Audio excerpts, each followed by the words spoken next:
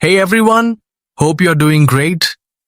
In this quick guide, I'll show you how to enable 5G on your Samsung Galaxy device so you can enjoy faster internet speeds and a smoother online experience. Head over to the Settings app.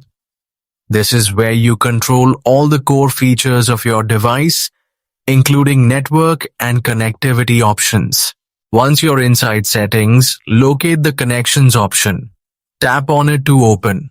Here, you'll see all the network-related settings like Wi-Fi, Bluetooth, and mobile networks.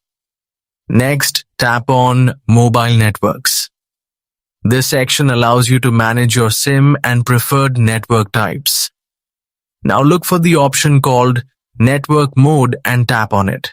You'll see a list of available network options such as 2G, 3G, 4G, LTE, and if your device and SIM support it, 5G will also appear.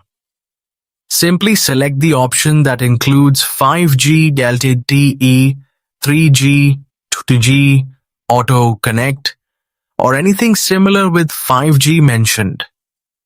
Once selected, your phone will automatically switch to 5G whenever it's available in your area.